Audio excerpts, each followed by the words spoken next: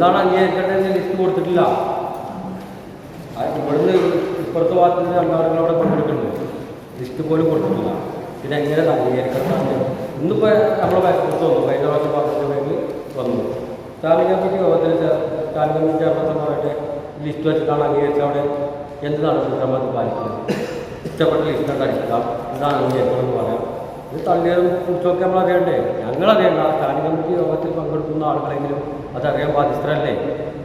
അവിടെ കൊടുത്തിട്ടില്ല. Secretary ശ്രദ്ധിക്കേണ്ടതായ chairperson, അതെ ആ ചെയർപേഴ്സൺ അത് ശ്രദ്ധിച്ചിട്ടില്ല.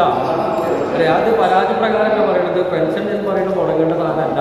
പക്ഷെ എന്തൊക്കെ നടപടിക്രമങ്ങൾ പാലിക്കേണ്ടത് കൃത്യമായി പാലിച്ചു പോകണം, കൃത്യമായിട്ട് പാലിച്ചു പോകണം. ഒരു ലിസ്റ്റ് അംഗീകരിക്കാനാണ് ഇന്ന് കൂടിയ യോഗം. ആ ലിസ്റ്റിലാണ് എന്താ അംഗീകരിക്കാൻ? ഈ ലിസ്റ്റ് അംഗീകരിക്കാനുള്ള ഒന്നത്തെ അജണ്ട എന്താണ്? ഒന്നാമത്തെ അജണ്ട പെൻഷൻ്റെ ലിസ്റ്റ് അംഗീകരിക്കണം. ഈ ലിസ്റ്റ് തന്നെ അല്ലാതെ എങ്ങനെ അംഗീകരിക്കാം? ഒരു സ്റ്റാൻഡിംഗ് കമ്മിറ്റി ചെയർപേഴ്സൺ യോഗം, സ്റ്റാൻഡിംഗ് കമ്മിറ്റി യോഗം കൊടുക്കുമ്പോൾ ലിസ്റ്റ് മിനിമം ആ യോഗത്തിൽ പങ്കെടുക്കുന്നത് കൊടുക്കണ്ടേ? എന്നാൽ അവിടെ ആവശ്യപ്പെട്ടപ്പോൾ ഇവിടെ വന്നു. അതാണ് ഉണ്ടായിട്ടുള്ളത്. നമ്മൾ കുറ്റപ്പെടുത്തല്ല ശ്രദ്ധിച്ചു പോകണം. സമൃദ്ധിയുടെയും ഐശ്വര്യത്തിന്റെയും പൊന്നോണം വരവായി. ഓണാഘോഷങ്ങളെ വരവേൽക്കാൻ സ്കൈ ഗോൾഡും ഒരുങ്ങി. സ്കൈ ഗോൾഡിൽ കോയിൻ ഓണം ഓഫർ. അരപ്പവന് മുകളിലുള്ള പർച്ചേസുകൾക്ക് നേടാം ഫ്രീ ഗോൾഡ് കോയിൻ.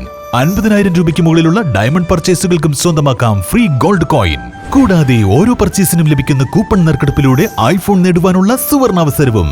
ഈ ഓണം സമൃദ്ധിയുടേതാക്കൂ സ്കൈ ഗോൾഡിനൊപ്പം. Sky gold, elegance of beauty, Perinthalmanna, Nilambur and Ponnani. ഏവർക്കും സ്കൈ ഗോൾഡിന്റെ ഹൃദയം നിറഞ്ഞ പൊന്നോണാശംസകൾ.